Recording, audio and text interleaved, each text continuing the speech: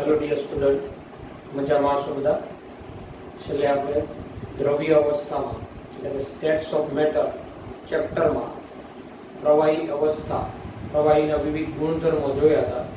બરાબર છે? તો અહીંયા આ ચેપ્ટર જે છે એની થિયરીઓ કમ્પ્લીટ થાય છે.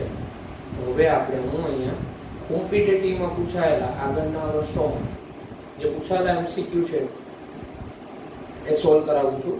એ અંગ્રેજીમાં જે પણ થોડી ગ્રીપ આવે એટલા માટે હું અંગ્રેજીમાં એમસીક્યુ પણ એનું ગુજરાતી કરાવતો છું. ઓકે, તો MCQ number 1, what is the density of N2 gas at 227 Celsius and 5 atmospheric pressure? એટલે 5 વાતાવરણ દબાણ 227 સેલ્સિયસ તાપમાને N2 વાયુની ઘનતા શું હોય? આ આપણે આપેલો છે. તો અહીંયા આપેલું શું છે પેલા એ જોઈ લેવાનું. તો આપણે આપેલું છે ટેમ્પરેચર T બરાબર 227 સેલ્સિયસ, એને કેલ્વિનમાં ફેરવવા માટે 227 પ્લસ 273, બરાબર? અને 73 ને 27 100 એટલે 500 કેલ્વિન થશે. T આપેલું છે, E આપેલું છે 5 એટમોસ્ફિયરિક પ્રેશર, R છે ડેન્સિટી મેળવવાની છે. બરાબર? આપણે આ સંબંધ જોઈ ગયા હતા. P બરાબર BRT / M. D ને કરતા બનાવો તો PM / RT. P એટલે કેટલું? 5. M કયો વાયુ કીધો? N2 વાયુ છે. N2 વાયુનું મોલર દર કેટલું થાય? 28. R 0.082 અને આપેલું છે 1 અને T 500 કેલ્વિન. બરાબર? તો આનું સાદુરૂપ આપો. બરાબર? જે આવે જવાબ. પ્રથમ MCQ આપણો આ મુજબનો. એટલે તમારો જવાબ તમે ગણતરી કરજો. તમારો જવાબ આવશે D 3.41. કેટલો આવશે? 3.41 ગ્રામ પ્રતિ મિલી. એ ગ્રામ પ્રતિ મિલી એટલે ગ્રામ પ્રતિ સેન્ટીમીટર ક્યુબ. ઓકે, તો ત્યારબાદનો MCQ માં આગળ વધીએ.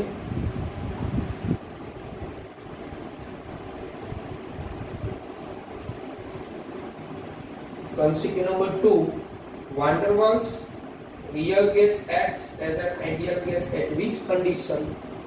એટલે van der Waals વાસ્તવિક વાયુ આદર્શ વાયુ જેવી વર્તણૂક ધરાવે કઈ પરિસ્થિતિમાં?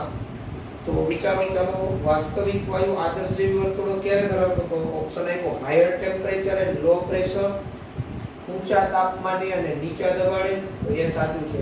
કોઈ પણ વાસ્તવિક વાયુ આદર્શ વર્તણૂક ક્યારે દર્શાવે? ઊંચા તાપમાને અને નીચા દબાણ. ઓકે, એટલે તમારો જવાબ એ જ આવશે, ઊંચા તાપમાન નીચા દબાણ. 2. ત્યારબાદ નો 3, number 3, the surface tension of which of the following liquid is maximum? surface tension અને પૃષ્ઠતાણ. પૃષ્ઠતાણ નીચેનામાંથી કયા પ્રવાહીનું મહત્તમ હશે, મેક્સિમમ હશે? તો જે પ્રવાહીમાં આંતરાણવીય આકર્ષણ બળ પ્રબળ હોય એમાં પૃષ્ઠતાણ વધુ હોય. એટલે આપણે આંતરાણવીય આકર્ષણ બળ, તો આંતરાણવીય બળો અને પૃષ્ઠતાણ સમપ્રમાણમાં. સરફેસ ટેન્શન જેને ગુજરાતીમાં પૃષ્ઠતાણ કહેવાય. તો ઇથેનોલ, મિથેનોલ, H2O કે C6H6. બરાબર? Surface tension of which of the following liquid is maximum? તો કયા લિક્વિડમાં પૃષ્ઠતાણ મહત્તમ હશે?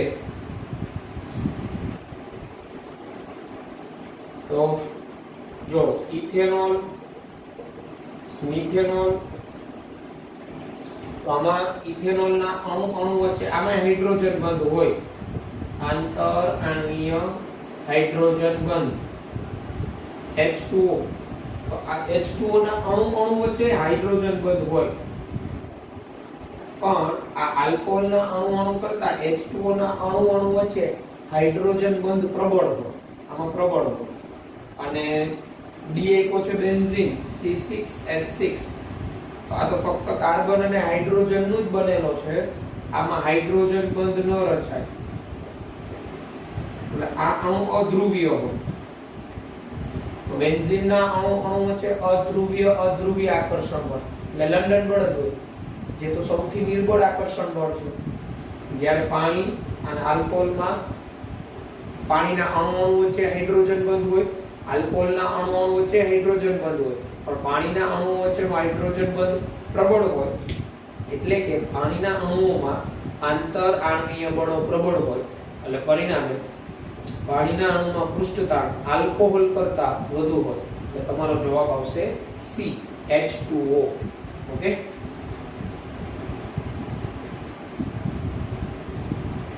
ત્યારબાદ MCQ નંબર 4. MCQ નંબર 4 આ મુજબ છે, if gas expands at constant temperature it indicates that, એટલે કે વાયુ છે એ અચળ તાપમાને એક્સપાન્ડ તો વિસ્તરણ પામે, તો એ શું સૂચવે છે? બરાબર, તાપમાન અચળ રાખવાનું, કોઈ પણ જે કંઈ રાખો, 300 કેલ્વિન, 400 કેલ્વિન કે 500 કેલ્વિન, કોઈ પણ એવું તાપમાન અચળ રાખો અને વાયુનું વિસ્તરણ કરાવો, તો એ શું સૂચવે? Option A, pressure of the gas increases, એટલે કે વાયુનું દબાણ વધશે. B, number of the molecule of gas increase, એટલે કે વાયુના અણુઓની સંખ્યામાં વધારો થશે. C, kinetic energy of molecules remains the same, એટલે અણુઓની ગતિજ ઊર્જા છે એ સરખી જ રહેશે. યા D, kinetic energy of molecule decreases, એટલે કે અણુઓની ગતિજ ઊર્જા ઘટે. તો આપને ખબર હોય તો kinetic energy is equal to 3/2 nRT, આપણે એનમોલ માટે કીધું હતું. Kinetic energy is directly proportional to temperature, ગતિજ ઊર્જા તાપમાનના સમપ્રમાણમાં હોય. તો T જો અચળ હોય, T અચળ, તો K છે એક સરખી જ રહે, અણુઓની ગતિજ ઊર્જા સરખી જ રહે. તો અચળ તાપમાને ગતિજ ઊર્જા જે હોય એ સરખી જ રહેવાની છે. પરિણામે CR, kinetic energy of molecules remains the same, અણુઓની સંખ્યા કઈ વધે નહીં અને અચળ તાપમાન હોય તો દબાણ કઈ વધવાનું નથી. ઓકે, દબાણ એ અચળ રહે કારણ કે T ચાલે છે P.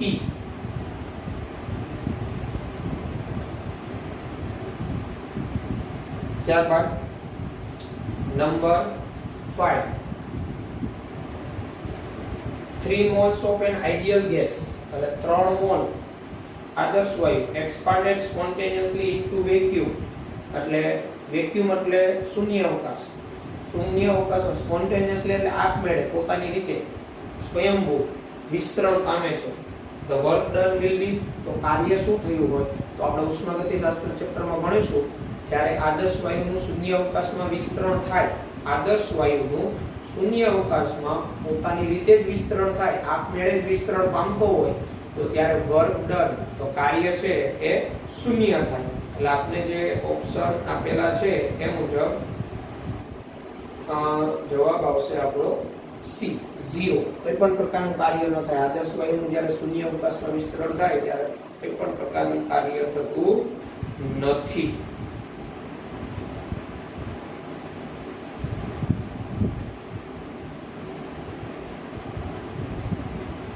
ત્યારબાદ નંબર 6, તો નંબર 6 આ મુજબ છે, the pressure exerted by 6 gram of methane gas in a 0.03 meter cube vessel at 129 Celsius is, એટલે એવું કહેવા માંગે છે 6 ગ્રામ મિથેન વાયુ 0.033 મીટર ક્યુબ નું પાત્ર 129 સેલ્સિયસ તાપમાને કેટલું દબાણ ઉત્પન્ન કરતું હશે. અહીંયા આપણે કાર્બનનો પરમાણ્વીય દળ 12, હાઇડ્રોજનનો 1, R 8.314 joule kelvin inverse mall inverse આપેલો છે. તો આપણે અહીંયા વોલ્યુમ આપેલું છે અને આપણે જવાબ પાસ્કલમાં લઈ આવવાનો છે. તો અહીંયા આપણે આ સૂત્ર ખબર છે, PV બરાબર nRT. તો PV બરાબર આ મોલ બરાબર વજન છેદમાં આણ્વીય દળ થાય, મોલર દળ RT. હવે આપણે P મેળવવાનું, V 0.03 0.03 મીટર ક્યુબ છે એટલે R આપણે જૂલ એકમમાં લઈ શકાય બરાબર. તો W 6 ગ્રામ મિથેન આપેલો છે આપણે અને મિથેનનું મોલર દળ 16 જેવું થાય. R 8.314 અને T 129 અંશ સેલ્સિયસ એટલે 129 પ્લસ 273 એટલે 402 કેલ્વિન. આનું સાદુરૂપ આપીએ તો P બરાબર, હવે જો V તમારો મીટર ક્યુબમાં હોય, R તમારો જૂલ કેલ્વિન ઇન્વર્સ મોલ ઇન્વર્સમાં હોય તો P તમારો પાસ્કલ એકમમાં મળે 41647.7 પાસ્કલ. આ તમારો જવાબ આવે એટલે આપણો ઓપ્શન જે છે એ આવશે સી. આપણો જવાબ આવે સી. ઓકે. ત્યારબાદ નંબર 7 ગ્રેહામના વાયુ પ્રસરણના નિયમ પરથી છે. Two gases A and B having the same volume diffuse through a porous partition in 20 and 10 seconds respectively. એટલે બે વાયુઓ છે A અને B, એક સરખું કદ છે, વિસ્તરણ પામે છે નાના એવા છિદ્રાળુ ભાગમાંથી. એને A ને 20 સેકન્ડ અને B ને 10 સેકન્ડનો સમય લાગે છે.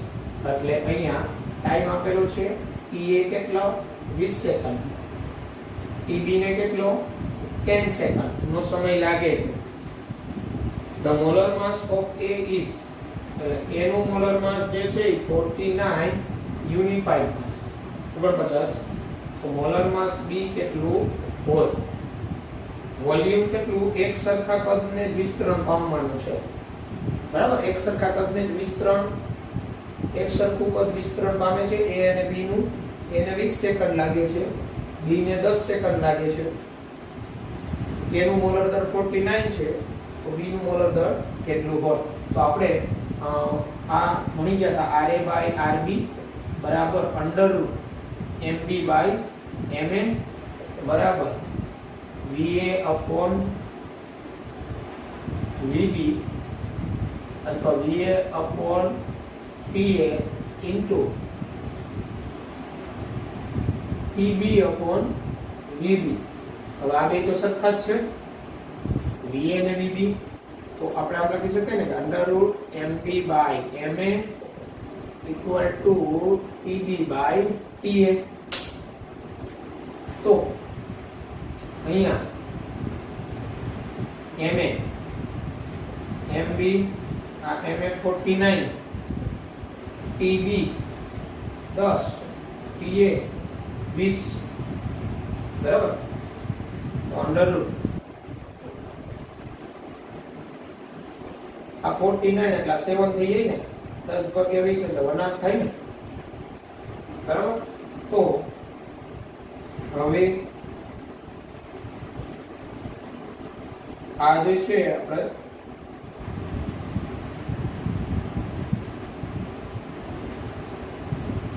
અથવા આમે કરી શકાય ને, આમ રાખો એટલે આપણે સરળ. હવે આ વર્ગમૂળ કાઢીએ તો આ બાજુ વર્ગ થાય ને, તો MB ના છેદમાં 49 બરાબર 1 ના છેદમાં 4, MB બરાબર 49 ના છેદમાં 4 એટલે 50 ભાગ્યા 4 જેવું થયું ને. MB બરાબર 12.25 જેવું આવે. કેટલું આવે 12.25. તો આપણો ઓપ્શન જોવો તો આપણો ઓપ્શન રહેશે 12.25 સી. એટલે 7 માં જવાબ શું આવશે? સી. ઓકે. ગ્રેહામના વાયુ પ્રસરણના નિયમ પર, તો ગ્રેહામના વાયુ પ્રસરણના નિયમ આધારિત આપણે બધા સૂત્ર જોયેલા છે. સૂત્ર તમને આવડતા હોવા જોઈએ. ઓકે. ત્યારબાદ number 8, a gaseous mixture was prepared by taking equal moles of CO and N2. એટલે વાયુ મિશ્રણ છે એ તૈયાર કરવામાં આવે છે. NCO is equal to N2. આ બેના equal mole, એક સરખા mall. If the total pressure of the mixture was found to be 1 atmosphere, P total કુલ દબાણ છે એક વાતાવરણ માલુમ પડે બરાબર. The partial pressure of the nitrogen in the mixture is, the partial pressure of N2 મિશ્રણમાં N2 નું આંશિક દબાણ કેટલું હોય? આ બેના મોલ સરખા હોય, બરાબર? બેના મોલ સરખા, ધારો કે બે એક એક મોલ લેવામાં આવે, બે એક એક મોલ છે, NCO બરાબર 1 મોલ, NN2 બરાબર 1 મોલ, કુલ મોલ કેટલા થાય? N કુલ 2 મોલ થાય, બરાબર? હવે N2 નું મોલન્સ XN2, તો N2 ના મોલન્સ કેટલા થાય? તો N2 ના મોલ કેટલા? 1, કુલ મોલ કેટલા? 2, N2 ના મોલન્સ 1/2 થાય. તો આંશિક દબાણ N2 નું, તો જે તેનું આંશિક દબાણ બરાબર સૂત્ર આપણે ભણી ગયા હતા, એના મોલન્સ ઇન્ટુ P ટોટલ કુલ દબાણ. N2 ના મોલન્સ કેટલા? 1/2, P ટોટલ કેટલું? 8, PN2 કેટલું થાય? 0.5 એટમોસ્ફિયરિક પ્રેશર. N2 નું આંશિક દબાણ કેટલું થાય? 0.5 થાય, એટલે નંબર 8. તો જવાબ આપણો શું આવશે? 0.5 વાતાવરણ.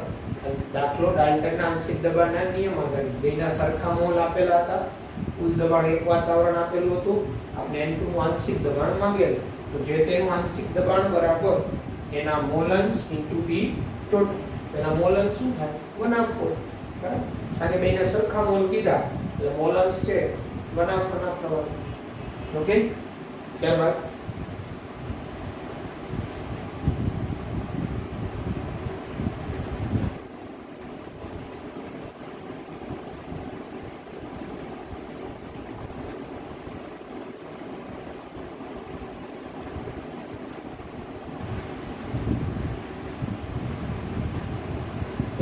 number 9, by what factor does the average velocity of the gaseous molecule increases when the temperature is double? એટલે કે તાપમાન છે બમણું કરવામાં આવે, બરાબર? તો સરેરાશ વેગ વાયુના અણુઓ કેટલા ગણો વધશે? કેટલા ગણો વધે? બરાબર? તાપમાન છે બમણું કરવામાં આવે તો સરેરાશ વેગ કેટલા ગણો વધે? તો એવરેજ વેલોસિટી નું સૂત્ર આપણે આવડે છે, સરેરાશ ઝડપ. તો સરેરાશ ઝડપ બરાબર √8RT/πm. આ સૂત્ર આપણે ભણી ગયા, √8RT/πm. અને સરેરાશ ઝડપ તાપમાનના વર્ગમૂળના સમપ્રમાણમાં છે, તાપમાનના વર્ગમૂળના સમપ્રમાણ. તો કયા તાપમાને, એટલે તાપમાન ડબલ કરવામાં આવે તો સરેરાશ ઝડપ જે છે, બરાબર, કેટલા ગણી વધે? તો આપણે આ રીતે લઈ લઈએ, V એવરેજ, આ V એવરેજ જે છે એ 1 થઈ ગઈ, 1, બરાબર? તો V એવરેજ બરાબર 1, તો આ T ટેમ્પરેચર હોય, કેટલા? T temperature. હવે તાપમાન કેવું કરવામાં આવે? બમણું, T એવરેજ 2T કરવામાં, બમણું કરવામાં. તો હવે આ બેનો આપણે ગુણોત્તર લઈ લઈએ, V એવરેજ 1 અંડર T અને V એવરેજ 2 2T, T જાય.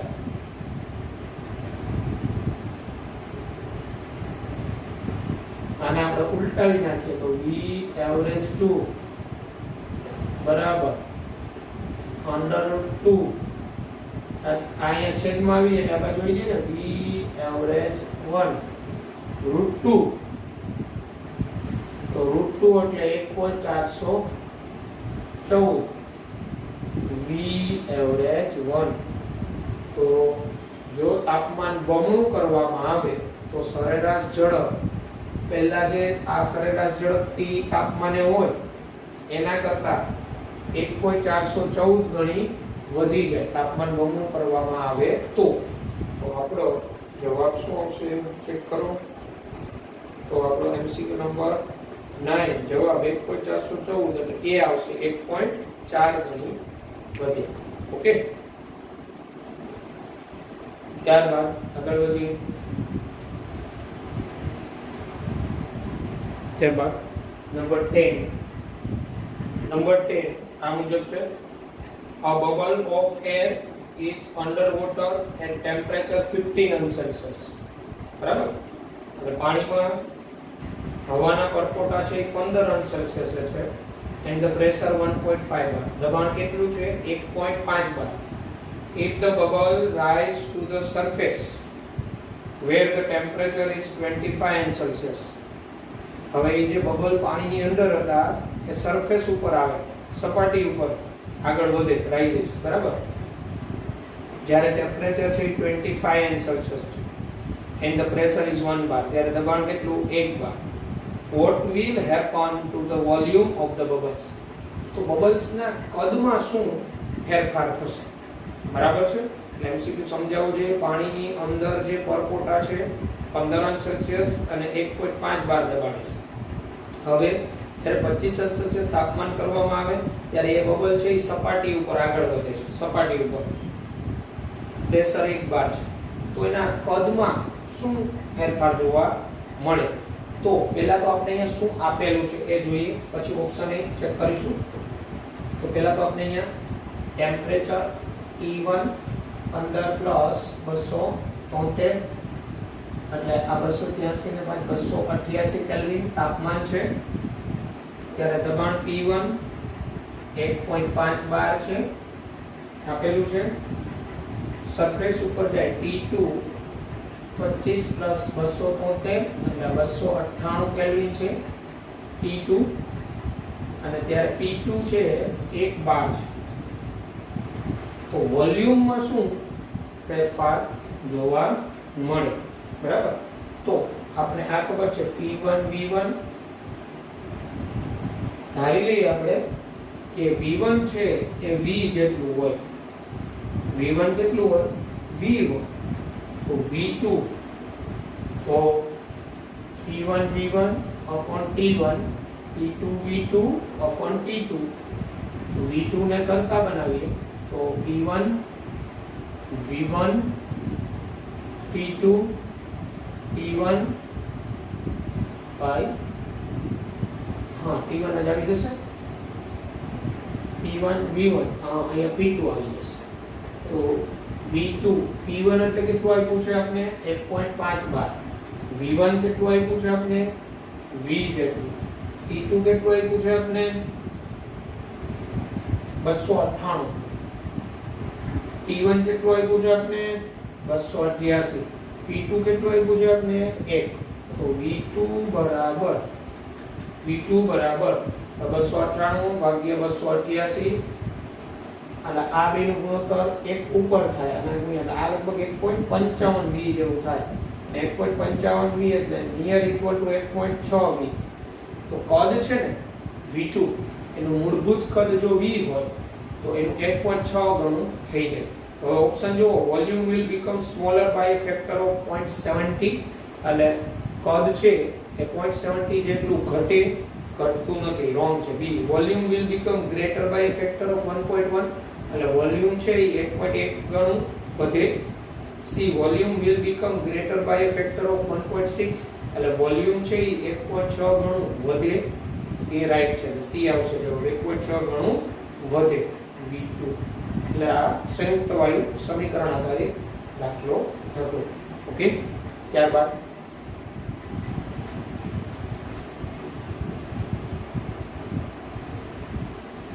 MCQ નંબર 11 નો સ્કીપ રાખવાનો ઉષ્માગતિશાસ્ત્ર ચેપ્ટર નો છે અહીંયા આપી દીધો છે 12 MCQ number 12 MCQ number 12 a certain gas takes 3 times as long to effuse out as helium એટલે હિલિયમ કરતા કોઈ એક નિશ્ચિત વાયુ એ 3 ગણો સમય લે છે પ્રસરણ પામવા માટે બરાબર it smaller mass will be એનું મોલર દળ શું હોય આપણે એને અજ્ઞાત વાયુ કહી દઈએ બરાબર તો T He હિલિયમ ને પ્રસરણ માટે T સમય લાગતો હોય તો T અજ્ઞાત વાયુ એનાથી કેટલા ગણો સમય લે છે 3 ગણો સમય લે છે મોલર દળ હિલિયમ નું છે ને 4 છે 4 આપણે મોલર દળ અજ્ઞાત વાયુનું મેળવવાનું છે. કદ તો બેનું સરખું. certain gas takes 3 times the is out as molar mass. બરાબર. એક સરખા કદને પ્રસરણ માટેનો સંબંધ કીધેલો છે. તો આપણે સૂત્ર ભણી ગયા છીએ. અહીંયા આપણે લઈ લઈએ mhe કોને અજ્ઞાત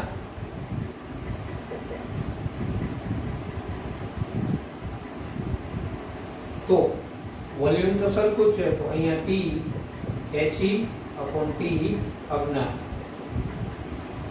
વર્ગમૂળ દૂર લગાવી નાખીએ પેલી બાજુ વર્ગ લઈ લઈએ mhe હિલિયમ નું મોલર દળ 4 છે m અજ્ઞાત હિલિયમ ને T જેટલો સમય લાગે અજ્ઞાત બેનો વર્ગ કરનાર કારણ કે વર્ગમૂળ દૂર કર્યું ને અજ્ઞાત એનાથી 3T T જશે લેખના છેદમાં 3 નો વર્ગ એટલે આ 3 નો વર્ગ 9 થાય એ 4 સાથે ગુણાય તો m અજ્ઞાત 4 ગુણાકારમાં 9 36 યુનિફાઈડ માસ. તો એ જે સર્ટેન ગેસ હશે ચોક્કસ કોઈ વાયુ હશે આપણે જેને અજ્ઞાત વાયુ કીધો એનું મોલર દળ 36 યુનિફાઈડ માસ હશે. એટલે કેવું હિલિયમ ને T જેટલો સમય અજ્ઞાત વાયુ 3 ગણો સમય લે છે. હિલિયમ નું મોલર દળ 4 છે તો અજ્ઞાત વાયુનું મોલર દળ શું હોય એક સરખા પદને પ્રસરણ પામવા માટે લાગતો સમય આપેલો હતો બેનું એકનું મોલર દળ છે બીજાનું મોલર દળ મળે ગ્રેહામનો વાયુ પ્રસરણનો નિયમ.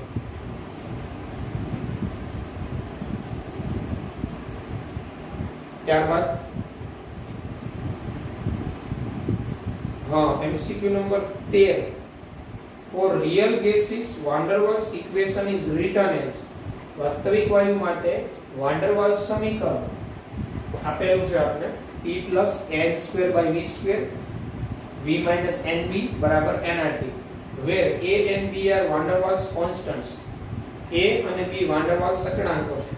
First O2 CO2 H2 and helium બે સેટ આપેલા છે. પહેલો સેટ છે કે O2 પહેલો સેટ આ રીતે છે O2 CO2 H2 અને He અને બીજો સેટ છે એ આપણે મિથેન O2 અને H2 નો આપેલો છે.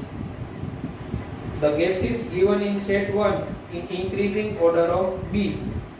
એટલે આ જે સેટ 1 માં જે વાયુ આપ્યા છે ને આ વાયુ એના B ના ચડતા ક્રમમાં ગોઠવવાના છે. B ના ચડતા ક્રમ. B એટલે આપણે van der Waals સમીકરણમાં ભણી ગયા હતા સહપદ જેને કહેતા હતા આપણે સહપદ અને B છે ને આ B નું મૂલ્ય એ કદના સમપ્રમાણમાં હોય વાયુના કદના સમપ્રમાણમાં. જેમ વાયુનું કદ મોટું એમ B મોટું.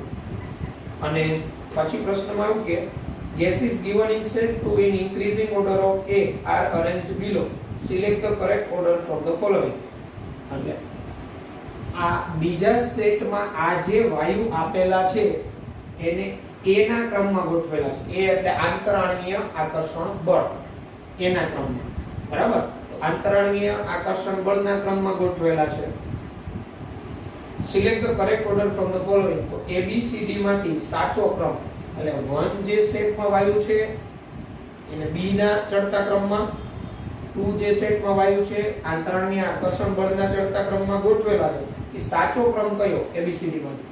તો જો અહીંયા પહેલા આપણે સેટ 1 માટે B નો ક્રમ કહી દઈએ. O2 CO2 H2 He.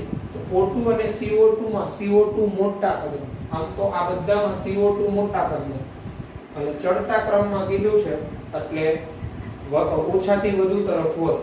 એટલે CO2 ગ્રેટર ધેન. હવે H2 He માં O2 મોટા કદનો એટલે O2 નું કદ વધુ એટલે O2 નું B વધુ. H2 અને He માં હિલિયમ મોટા કદનો અને H2 સૌથી નાના કદનો. તો આ સેટ 1 જે છે એમાં B નો ચડતો ક્રમ આ આવવો જોઈએ. અને આંતરાણીય આકર્ષણ બળ માટે તો મિથેન O2 અને H2 મિથેન O2 અને H2 મિથેન એ અધ્રુવીય O2 એ અધ્રુવીય H2 એ અધ્રુવીય. આ ત્રણે ત્રણ અધ્રુવીય છે તો ત્રણે ત્રણમાં વિક્ષેપણ બળ જ લાગતું હોય. નિર્બળ બળ છે આકર્ષણ બળ તો ત્રણેયમાં અધ્રુવીય આકર્ષણ જ હોય. એમાં જેની સાઈઝ વધુ જ્યારે એક સરખું આકર્ષણ બળ હોય બધામાં પ્રકાર તો જેનું કદ વધુ જે અણુનું કદ વધુ એ બે અણુ વચ્ચે અંતર ઓછું આકર્ષણ બળ વધુ હોય તો આમાં મિથેન નું આંતરાણીય આકર્ષણ બળ વધુ હોય એટલે methane greater than O2 greater than H2. O2 અને H2 માં H2 નાના કરતા તો આંતરાણીય આકર્ષણ એનો ચડતો ક્રમ અને આ બી નો ચડતો ક્રમ. બરાબર. જો આની અંદર અન્ય કોઈ હોત એમોનિયા હોત, અહીંયા એમોનિયાના અણુઓ વચ્ચે હાઇડ્રોજન બંધ હોય અને હાઇડ્રોજન બંધ છે એ લંડન બળ કરતા તો ઘણું પ્રબળ આકર્ષણ, આંતરાણીય આકર્ષણ બળ એ એમોનિયાનું સૌથી વધુ હોય તો એમોનિયા મિથેન કરતાય વધુ આવે હોત. પણ અહીંયા ત્રણે ત્રણ છે, ત્રણે ત્રણ અધ્રુવીય છે તો ત્રણેયમાં અધ્રુવીય જ આકર્ષણ હોય તો મોટું પદ કોનું? એમાં અધ્રુવીય આકર્ષણ વધુ એટલે મિથેન, પછી O2 અને પછી H. તો આ ક્રમ આપણે જોઈએ તો ઓપ્શન સી તમે જોશો તો 1 અને 2 સેટનો આ ક્રમ યોગ્ય છે એટલે જવાબ તમારો શું આવશે? સી. ત્યારબાદ નંબર 14 પાછો ગ્રેહામના વાયુ પ્રસરણના નિયમ આધારિત MCQ છે. બરાબર. 50 millilitre of each gas A and of gas B takes 150 and 200 seconds. એટલે 50 મિલીલીટર A વાયુ, 50 મિલીલીટર B વાયુ. એમાં A વાયુ છે એ 150 સેકન્ડ પ્રસરણ માટેનો સમય લે છે, 150 સેકન્ડ. B વાયુ છે એ 200 સેકન્ડ પ્રસરણ માટે સમય લે છે, B વાયુ. For diffusing through a pinhole under the similar condition, એક સમાન પરિસ્થિતિમાં નાના છિદ્રમાંથી પ્રસરણ માટેનો સમય બેનો આપેલો છે એક સરખા કરતા. If molecular mass of gas B is 36, molecular mass of B એનું 36 unified mass હોય તો molecular mass of gas A એનું મોલર દળ શું હોય? તો હવે તમને આ આવડે છે mb/ma અંડર રૂટમાં તો અહીંયા શું આવી જાય? TB/Ta. બરાબર. તો હવે બધી કિંમત મૂકો એટલે તમારો જવાબ આવે, જાતે ગણતરી કરવાની. ઓકે. ત્યારબાદ નંબર 15 આ મુજબ છે maximum deviation from ideal gas is expected from, એટલે આદર્શ વાયુથી મહત્તમ વિચલન શેમાં જોવા મળે? કયા વાયુ મહત્તમ વિચલન દર્શાવે? A આપ્યો છે N2 ગેસ, B આપ્યો છે મિથેન ગેસ, C આપ્યો છે એમોનિયા ગેસ અને D આપ્યો છે H2 ગેસ. તો maximum deviation from ideal gas એટલે આદર્શ વાયુમાંથી મહત્તમ વિચલન કેમાં જોવા મળે? તો તમને મેં થિયરી કરાવતો હતો ત્યારે કીધેલું આંતરાણીય આકર્ષણ બળ અને વિચલનની માત્રા સમપ્રમાણમાં હોય. જેમ આંતરાણીય આકર્ષણ બળ વધુ અણુ વચ્ચે એમ વિચલનની માત્રા વધુ. હવે જો N2 મિથેન અને H2 આ તો અધ્રુવીય અણુઓ છે.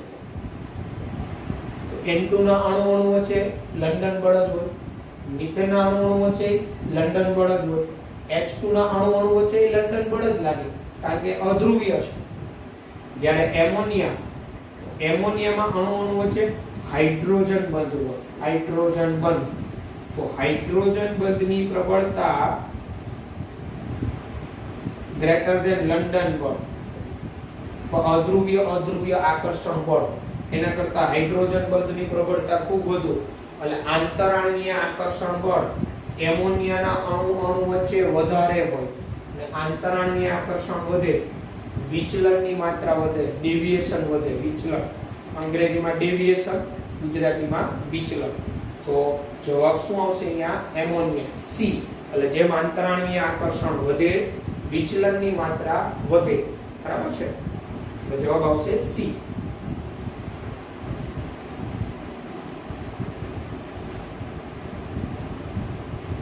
ત્યારબાદ number 16 dipole induced dipole interactions are present in which of the following pairs?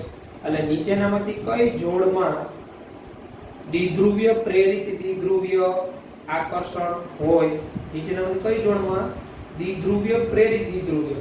તો દ્વિધ્રુવીય પ્રેરિત દ્વિધ્રુવીય આકર્ષણ માટે એક અણુ ધ્રુવીય હોવો જોઈએ અને એક અણુ અધ્રુવીય હોવો જોઈએ. ઓપ્શન એ આપ્યો છે Cl2 CCl4, એ તો બંને અધ્રુવીય છે, એમની વચ્ચે તો ફક્ત લંડન બળ જ પ્રવર્તે. બી આપ્યો છે HCl અને હિલિયમ, તો HCl ધ્રુવીય અણુ છે અને હિલિયમ પરમાણુ અધ્રુવીય છે. તો એક ધ્રુવીય હોય બીજો અધ્રુવીય હોય તો ધ્રુવીય પેલા અધ્રુવીયમાં ધ્રુવીયતા પ્રેરિત કરે, તો એમાં ડાયપોલ ઇન્ડ્યુસ ડાયપોલ ઇન્ટરેક્શન થાય, એટલે જવાબ તમારો આવે બી. જ્યારે સી છે SiF4, તો SiF4 અધ્રુવીય છે, હિલિયમ પરમાણુ અધ્રુવીય છે, તો એમાં તો એ બે વચ્ચે લંડન બળ જ પ્રવર્તે. અને ડી આપ્યો છે H2O અને આલ્કોહોલ, તો H2O અને આલ્કોહોલ વચ્ચે હાઇડ્રોજન બંધ રચાય. બરાબર છે. તો આપણે તો અહીંયા દ્વિધ્રુવીય પ્રેરિત દ્વિધ્રુવીય પૂછેલું છે, તો જવાબ આવશે બી, HCl અને હિલિયમ પરમાણુ. ઓકે. ત્યારબાદ નંબર 17,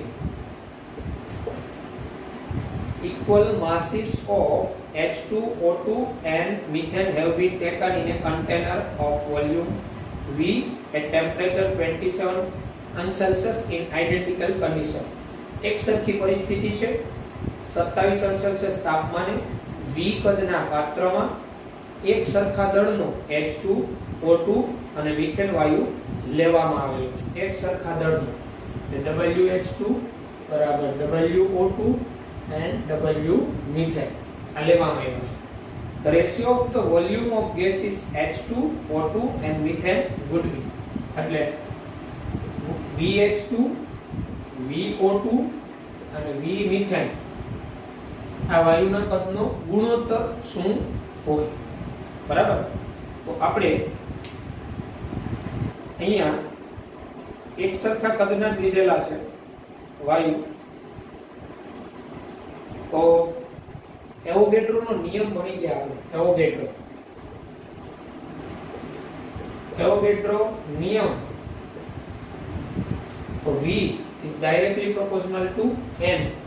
વાયુનું કદ છે એ વાયુના મોલના સમપ્રમાણમાં હોય, એટલે હું અહીંયા V આ વાયુના કદનો ગુણોત્તર એટલે એના મોલનો ગુણોત્તર જ થયો. તો આપણે એ વાયુના મોલનો ગુણોત્તર, વાયુના મોલ એટલે શું થાય? એનું વજન છેદમાં આણ્વીય દળ, તો બધાનું વજન તો W તો એક સરખું જ છે. બરાબર. એટલે આપણે આ ગુણોત્તર લેવો પડે NH2. NH2 એટલે શું થાય? તો વજન છેદમાં H2 નો આણ્વીય દળ 2. NO2 શું થાય? વજન છેદમાં O2 નો આણ્વીય દળ 32. અને N મિથેનના મોલ શું થાય? વજન છેદમાં એનું આણ્વીય દળ 16. હવે આ એના કદનો ગુણોત્તર એટલે એના મોલનો ગુણોત્તર થયો, એટલે NH2 NO2 N methane NH2 2 NO2 32 અને મિથેન 16. તો આ બધાને અહીંયા કોમન 2 વડે ગુણોત્તર લઈએ આપણે, બધાનો છેદ સરખો કરીએ, 32 વડે ડિવાઈડ કરીએ. બરાબર. અહીંયા W/2 આવશે, અહીંયા W/32 આવશે, અહીંયા W/16 આવશે. બરાબર. હવે W તો બધામાં કોમન થયું, એટલે આ W તો બધામાં સરખું છે, જશે જ. એટલે આ એકના છેદમાં, તો હવે આ 32 બધાનો રસા લઈએ, અહીંયા અમારે કેટલા હોય ગુણવા પડે? તો અહીંયા 16 આવી જાય, અહીંયા 32 ભાગ્યા 32 1 થઈ જાય, 32 ભાગ્યા 16 2 થઈ જાય, એટલે 16/1/2, 16/1/2. તો આપણો જવાબ આ જે MCQ નંબર 17 છે એમાં જવાબ શું આવશે? C, 16/1/2. ઓકે. ત્યારબાદ MCQ નંબર 18 જે રિપીટ થાય છે, a gas such as carbon monoxide would be most likely to obey the ideal gas law at, એટલે વાયુ છે કાર્બન ડાયોક્સાઇડ એ આદર્શ વાયુ ની વર્તણૂક ધરાવે ક્યારે? Higher temperature and higher pressure, ઊંચું તાપમાન ઊંચું દબાણ ત્યારે, B low temperature and low pressure, નીચું તાપમાન નીચું દબાણ ત્યારે. C high temperature and low pressure, ઊંચું તાપમાન અને નીચું દબાણ ત્યારે. યા D low temperature and low pressure. તો આપને ખબર હોય તો carbon monoxide, so carbon monoxide આદર્શ વર્તણૂક, તો કોઈ પણ વાયુની આદર્શ વર્તણૂક ક્યારે હોય? હાયર ટેમ્પરેચર લો પ્રેશર, ઊંચા તાપમાને અને નીચા દબાણે. કન્સેપ્ટ આપણે ભણી ગયા છીએ. એટલે આમાં જવાબ આવશે high temperature and low pressure, C. પછીનું 19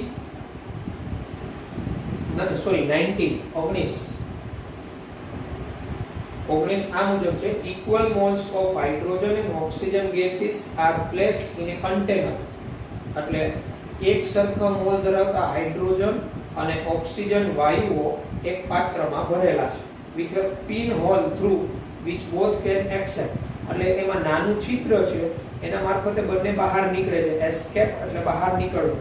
what fraction of the oxygen escapes in the time required for 1/2 of the hydrogen to escape. Live કહેવા માંગે 1/2 જેટલો હાઇડ્રોજન ને નીકળવા માટે જે ટાઈમ જરૂર પડે છે, બરાબર, તો એ જ સમયમાં ઓક્સિજનનો કેટલો ભાગ બહાર નીકળશે. એટલે 1/2 હાઇડ્રોજનને બહાર નીકળવા માટે જે સમય લાગે છે એ જ સમયમાં ઓક્સિજનનો કેટલો ભાગ બહાર નીકળશે. તો આપણે અહીંયા બે વાયુના મોલ સરખા આપી દીધા છે, બરાબર. તો એના પાર્શિયલ પ્રેશર સરખા હોય. જો બંનેના મોલ સમાન તો તેના આંશિક દબાણ સમાન હોય. પાર્શિયલ પ્રેશર, આંશિક દબાણ સમાન હોય. અને partial pressure is directly proportional two n mall. ધારો કે આપણે એ બેના x મોલ લઈએ, x મોલ જેટલા જથ્થા છે, બરાબર. અને x મોલ નો 1/2 જેટલો ભાગ હાઇડ્રોજન નીકળી જતો હોય તો ઓક્સિજનનો એ જ સમયમાં કેટલો ભાગ બહાર નીકળતો હોય? તો આપણે આ સૂત્ર ખબર છે ગ્રેહામના વાયુ પ્રશ્નનું. RO2 by RH2 બરાબર √mH2 by mO2 બરાબર VO2 by VH2 PH2 by PO2. બરાબર. હવે આપણે એવોગેડ્રોના નિયમ મુજબ ખબર છે વાયુનું કદ એના મોલના સમપ્રમાણમાં હોય. અહીંયા હું આ રીતે લખી શકું NO2 upon આ TO2 અને TH2 upon NH2 આ લઈ શકું, બરાબર. હવે અહીંયા NO2 by TO2 NO2 by T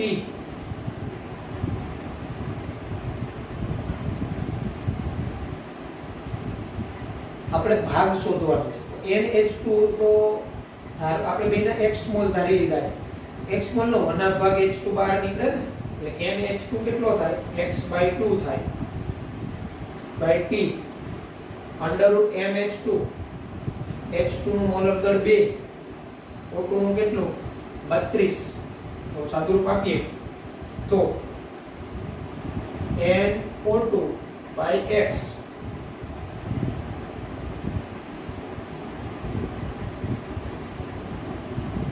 T તો બેનો સરખો છે અને આ T તો જશે x/2 2 ઉપર જતો રહ્યો.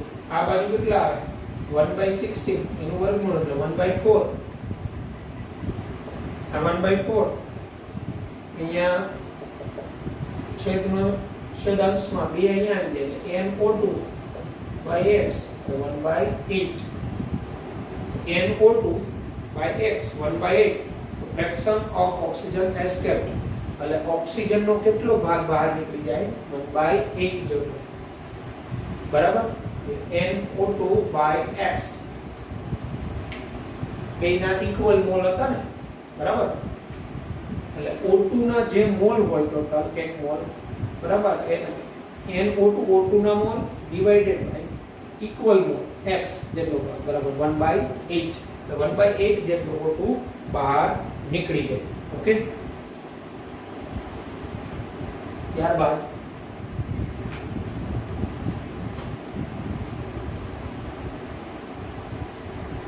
છે 20, 21 અને 22 હમણાં કરવાની જરૂર નથી, આપણે આગળના ચેપ્ટર થશે પછી થશે. 23 આ મુજબ છે. ક્રિટિકલ ક્રાંતિક તાપમાનના મૂલ્ય આપેલા છે. van der Waals constants for ammonia. Given the van der Waals constants for ammonia, H2, O2 and CO2 are respectively 4.17, 0.44, 1.36 and 3.59. Which one of the following gas is most easily liquefied? તો નીચેનામાંથી કયો વાયુ સરળતાથી પ્રવાહીકરણ પામે? આ van der Waals constant A ના મૂલ્ય આપેલા છે. A તો આંતરાણવીય આકર્ષણ બળ અને વાયુનું પ્રવાહીકરણની માત્રા સમપ્રમાણમાં હોય. એ જેનું વધુ એનું પ્રવાહીકરણ સરળતાથી થાય. તો તમને અહીંયા A કોનો સૌથી વધુ આપ્યો જોવો જે વ્યવસ્થિત. એમોનિયાનો 4.17 છે. તો આંતરાણવીય આકર્ષણ બળ જેમ વધુ એમ વાયુનું પ્રવાહીકરણ સરળતાથી થાય, ઈઝીલી લિક્વિફિકેશન થાય. બરાબર? એટલે 23 માં જવાબ શું આવશે? A, ammonia. ત્યારબાદ 24, the correction factor A to the ideal gas equation corresponds to, બરાબર? એટલે એ જે અવયવ છે એના માટે સાચું નીચેનામાંથી શું છે? આઈડિયલ ગેસ આદર્શ વાયુ સમીકરણ. એટલે એ ટૂંકમાં શું સૂચવે છે? Density of the gas molecule. એ છે કે વાયુની અણુની ઘનતા છે. Volume of the gas molecules, વાયુના અણુઓનું કદ છે. C, electric field present between the gas molecules, એટલે વાયુના અણુઓ વચ્ચેનું વિદ્યુત ક્ષેત્ર છે, હાજર વિદ્યુત ક્ષેત્ર છે. યા D, forces of attraction between the gaseous molecules. તો તમને ખબર હોય તો એ છે ને એ વાયુના અણુઓ વચ્ચેનું આંતરાણવીય આકર્ષણ બળ છે. એટલે વાયુના અણુઓ વચ્ચે જે આંતરાણવીય આકર્ષણ બળ છે એની માત્રા છે. આંતરાણવીય આકર્ષણ બળની માત્રા સૂચવે છે. તો એ ફેક્ટર શું છે? forces of attraction between the gas molecules, એટલે વાયુના અણુઓ વચ્ચેનું આકર્ષણ બળની માત્રા સૂચવે છે. તો આ 24 2018 સુધી જે નીટ ટીએમટી માં પૂછાયેલા એમસીક્યુ હતા જે આપણે સોલ્વ કરેલા. બરાબર છે? તો આજના લેક્ચરમાં આપણે અહીંયા સુધી રાખી પછી આગળ વધીશું. Okay, good bye, take care.